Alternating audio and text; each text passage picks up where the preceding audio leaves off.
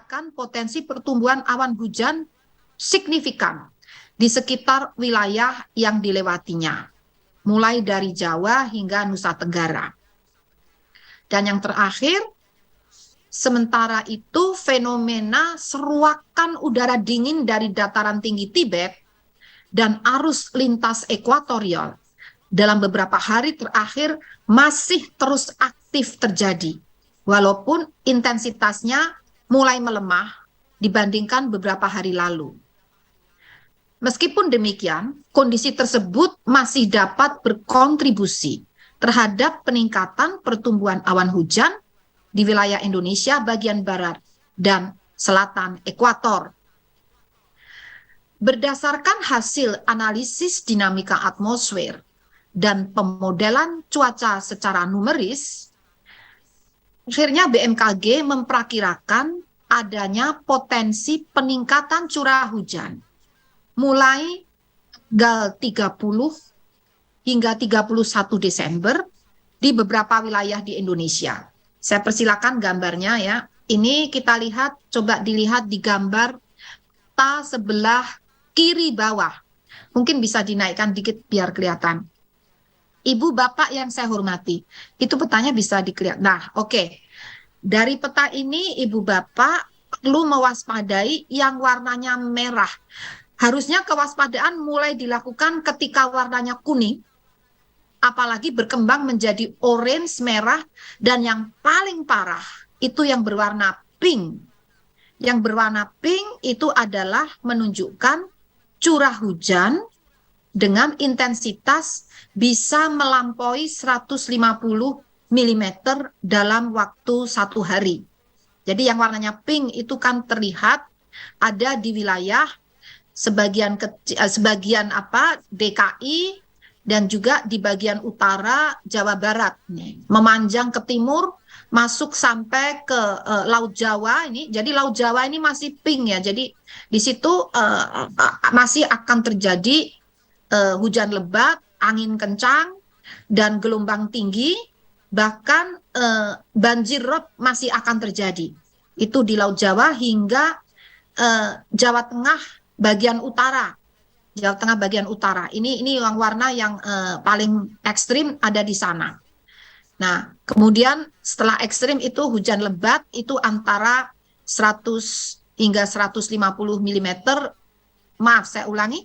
Hujan sangat lebat yang berwarna merah itu antara 100 sampai 150 mm. Ini masih juga terjadi di Laut Jawa, di Banten sebagian kecil bagian utara, DKI juga, Jawa Barat bagian utara, Laut Jawa, dan juga Jawa Tengah bagian utara. Kemudian yang intensitas lebat itu adalah 50 sampai 100 mm warnanya orange, juga terjadi pada wilayah-wilayah yang saya sebutkan tadi, dan itu orange ya lebat, dan kuning itu intensitas sedang. Nah, untuk area di Jawa lainnya, terutama di selatan ya, selatan itu kebanyakan hijau ya. Insya Allah kalau hijau itu aman ya. Tapi kuning itu mulai sedang.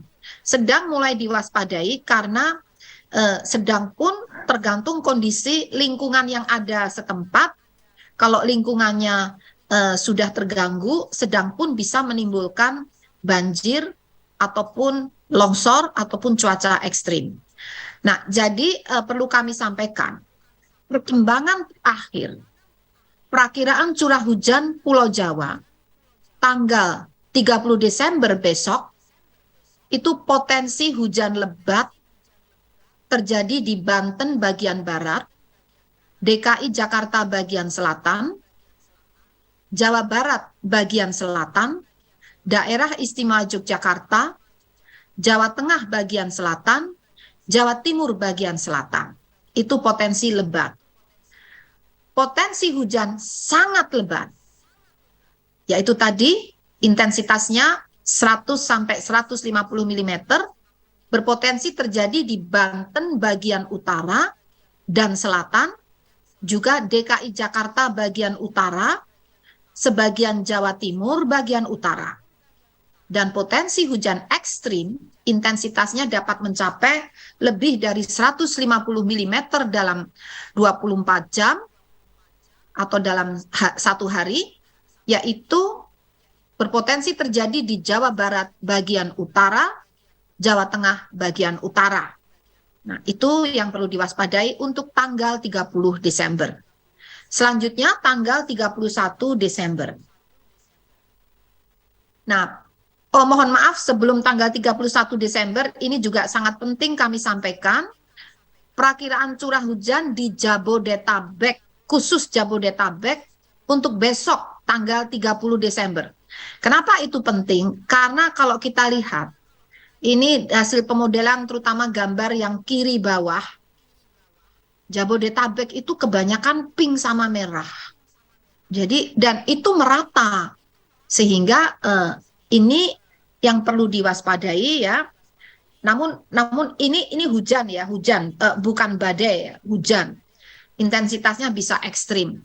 Nah, jadi yang perlu diwaspadai untuk ekstrim itu di Kabupaten Bekasi bagian utara. Nah, kalau hujan dengan sangat lebat intensitasnya terjadi di Jakarta Barat bagian utara, Jakarta Timur, Jakarta Selatan, Jakarta Utara, dan Kota Bekasi. Sekali lagi ini nampaknya merata. Dan untuk potensi hujan lebat, yaitu antara 50 mm sampai 100 mm, berpotensi terjadi di Kabupaten Tangerang, Kota Tangerang Selatan, Kota Bogor, Kabupaten Bogor bagian selatan, Depok, dan Jakarta Pusat. Sekali lagi ini untuk besok tanggal 30 Desember. Dan perlu ditambahkan, ini mohon dikoreksi Pak Guswanto, hujannya itu yang mulai menguat mulai sore ya Pak ya. Ya. Sore sampai dini hari. Sampai jadi berlangsung terus ini sampai dini hari.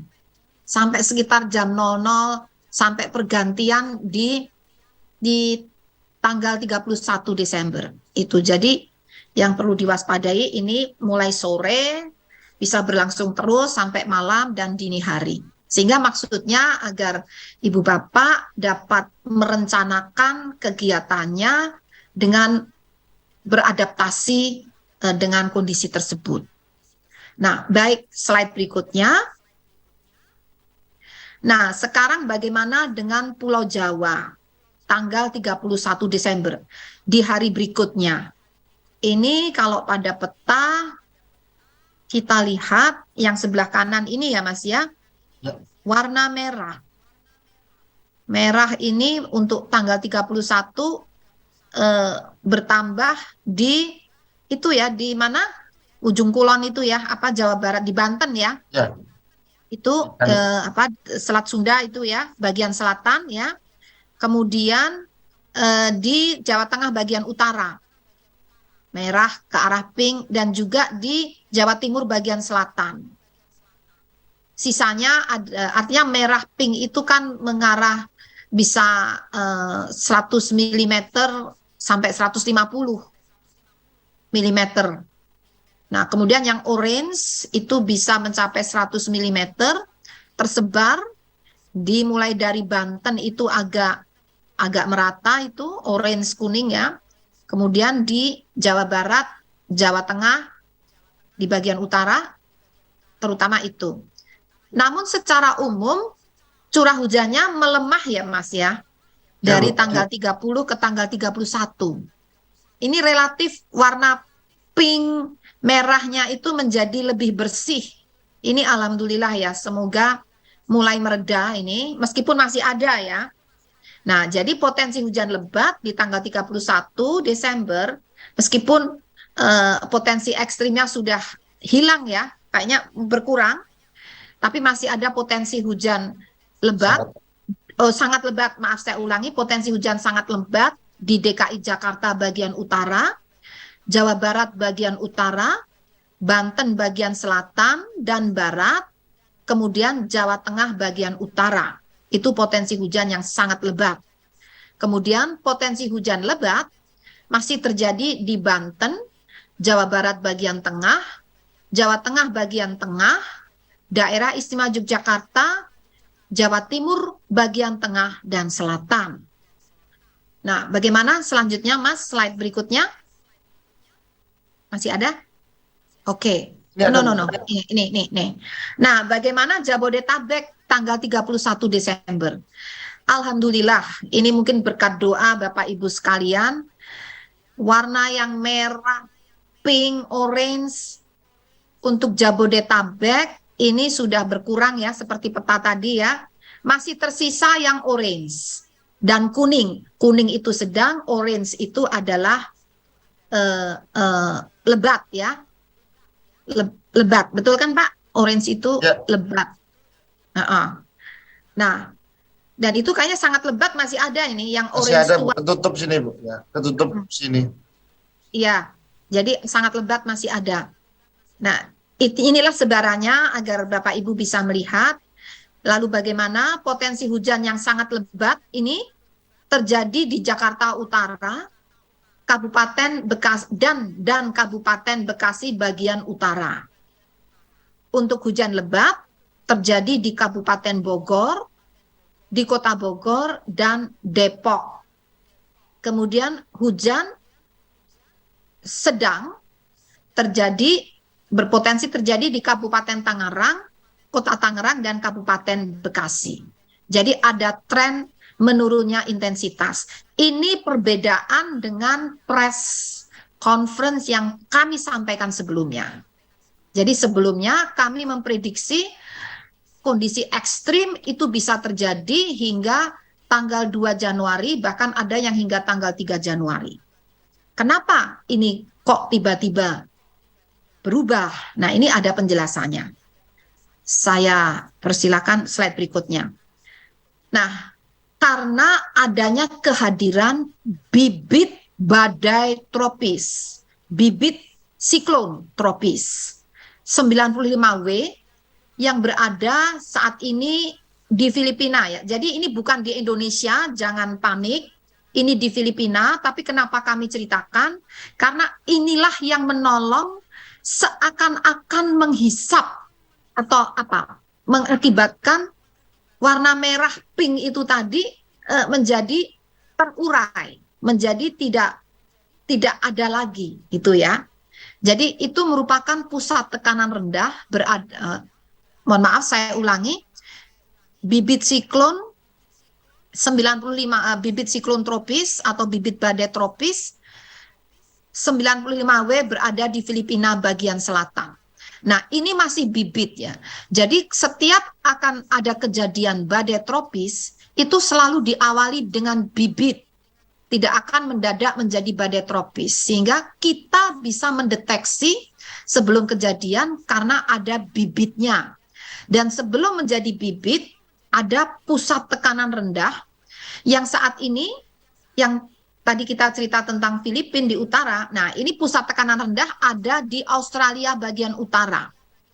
Serta ada sirkulasi siklonik berada di Laut Cina Selatan, yang menginduksi terbentuknya peningkatan kecepatan angin lebih dari 25 knot di Laut Cina Selatan.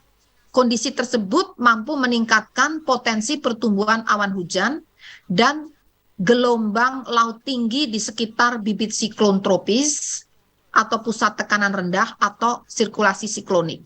Jadi kehadiran bibit siklon tropis ataupun pusat tekanan rendah itu berdampak pada terutama kecepatan angin dan gelombang tinggi. Dan dapat juga disertai dengan hujan intensitas tinggi. Dan ini anginnya itu kan memutar.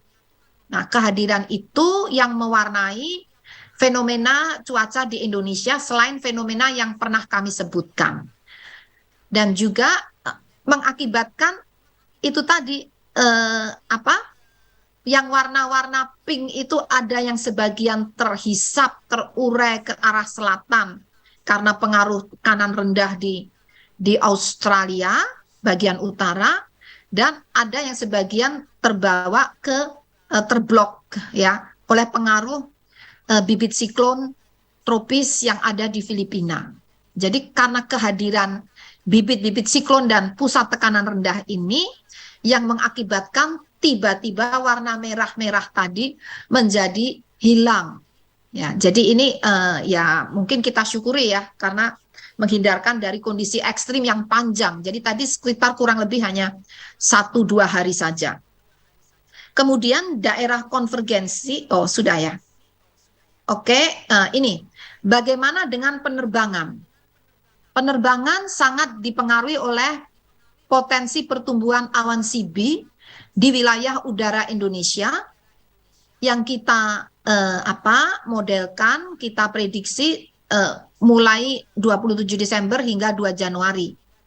Dari gambar ini terlihat awan CB atau awan cumulonimbus dengan persentase cakupan spasial maksimum antara 50 hingga 75% yang ini berpotensi mengganggu penerbangan selama 7 hari ke depan diprediksi terjadi di Laut Andaman, Laut Sulu, Laut Filipina, kemudian juga Samudra Pasifik Utara Pulau Papua, Samudra Hindia Selatan Pulau Jawa, hingga barat Pulau Sumatera, Selat Sunda, Laut Jawa, Selat Makassar, Laut Maluku, Laut Banda, Laut Aru, Laut Arafuru, Laut Timor, Teluk Karpentaria, sebagian kecil Pulau Papua.